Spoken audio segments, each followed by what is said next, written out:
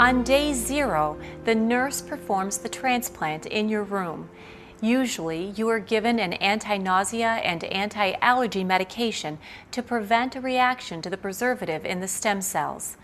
The stem cells are brought to your bedside, checked with another RN, and then thawed in a water bath. The thawing process takes around 5 minutes. The bag is then hung and the stem cells infused through your catheter. Each bag can take anywhere from 5 to 30 minutes, but rarely takes more than 10. The number of bags infused depends upon your individual needs and the number of bags originally collected. It can be anywhere from 1 to 5, but never more than 5 at a time. Often patients feel sleepy from the anti-allergy medication, so it's a good idea to lay down during the transplant. Your nurse will be with you during your entire transplant and will monitor your oxygen, blood pressure, and pulse rate. During the procedure, there are a few side effects that are caused by the preservative. These side effects include a cough, slight tickle in your throat, stomach cramps, and a change in your blood pressure. Your body gets rid of the preservative used in the stem cells through your lungs, so there will be an odor in your room. You get rid of the preservative quickly, however, and any cough or tickle you may have had is gone once the infusion is complete. A sucker or chewing gum often helps. Day 0 is an important day, so your family and friends may want to be present. Although there are no limitations on the number of visitors during your transplant, it is recommended that your visitors be quiet during the procedure so the nurse can concentrate.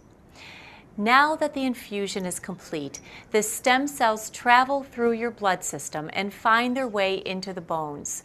Once in the bones, they start to grow. The process of growing into mature blood cells takes about 10 to 14 days. After you get your transplant, you won't feel really great. I mean, I came in thinking that as soon as I got my bone marrow transplant, I was ready to go. I was done. But it's not like that. It takes time to recover. The 10 days after the transplant, when blood counts are low, are the most uncomfortable and difficult. You may have fevers, mouth sores, and diarrhea. This is also the time your hair falls out. Hair loss occurs about 14 days from the time you came into the hospital. After the transplant, the most serious side effect is low blood counts. Your white blood counts, red blood cells, and platelets will drop to dangerously low levels. Because your blood counts will be so low, your body will need to be supported. The team gives you the support in the form of red blood cell transfusions, platelet transfusions, and antibiotics to fight infection. You'll know it when your counts start coming back up because you will feel better each day. And pretty soon you're feeling pretty good and you're through the worst part of it. We have many things in place to help prevent infection. In your room, the air is filtered by a HEPA filter and uses positive pressure, which means that when someone opens the door, everything goes out rather than coming in. Hand washing is the next step. Everyone that comes into your room, staff included, must either wash their hands or use the alcohol foam that's on the wall.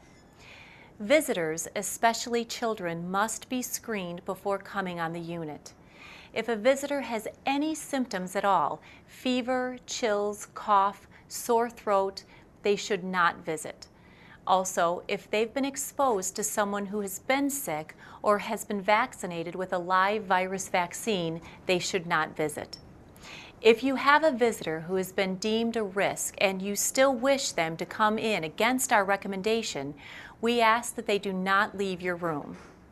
The most important thing we can stress to visitors is that they be honest. The symptom, however mild it may seem to them, may mean life or death to you. We also use the same screening process with our staff, who are not allowed to come to work if they show any signs of illness. You are free to move around as you please, but we ask that you stay on the unit. There are several areas on our unit for you to go, including 2 waiting areas as well as the exercise room. Occasionally, you must leave the unit to go to a test. When you leave the unit, you will need to wear an N95 mask. The N95 mask is a very restrictive mask that protects you from breathing the mold in the air. If you do not have your mask on just right, there is further risk for infection outside our floor. Infection, if it does occur, is treated immediately with antibiotics. Often, if we believe there may be a risk, we'll start treatment even before the infection is identified.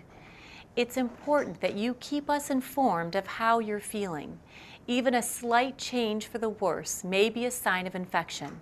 You have to be an active participant in your care. So you have to actually tell us what's going on with you. So if for some reason you're having a symptom, maybe you're just feeling nauseous or queasy, we can't see that. So if you don't tell us that you're feeling that way, we can't do anything about it. Another risk is bleeding.